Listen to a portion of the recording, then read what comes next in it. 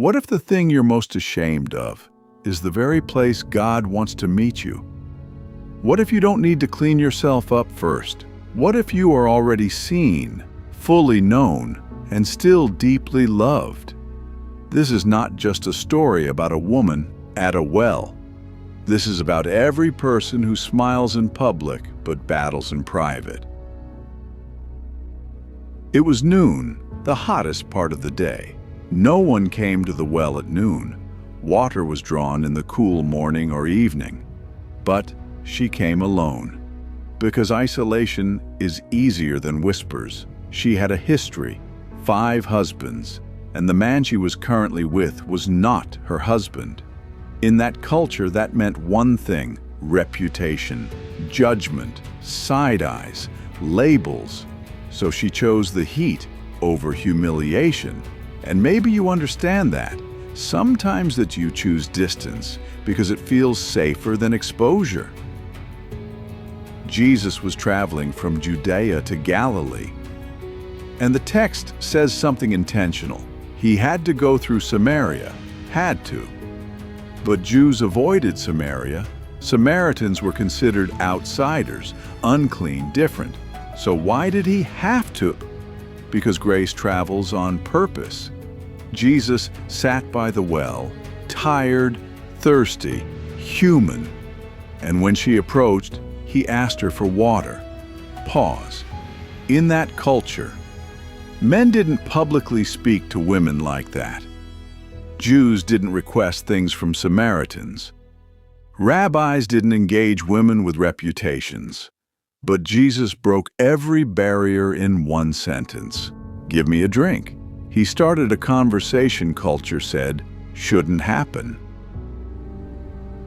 She was surprised. You're a Jew, and you're asking me?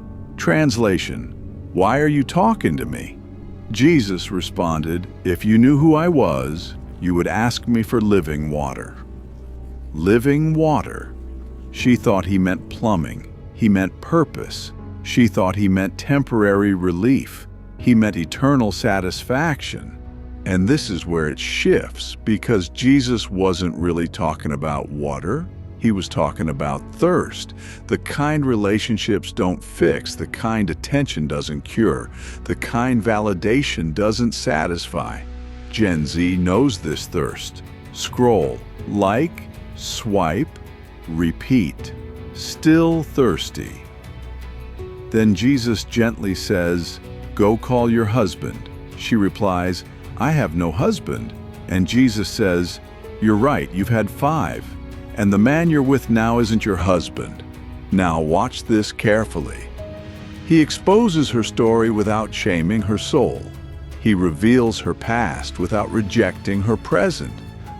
That is powerful. He saw everything, the broken relationships, the emotional patterns, the loneliness, the mistakes, and he stayed in the conversation. Most people leave when they see the real you.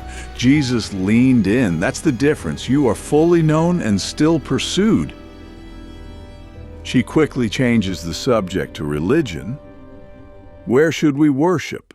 Because when pain surfaces, we hide behind theology.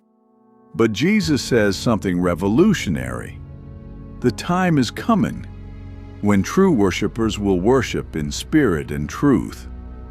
Not location, not ritual, not performance. Truth, authenticity, no filter. God is not looking for perfect people. He is looking for honest ones. Then it happens. She leaves her water jar. That detail matters. She came for water. She left with identity.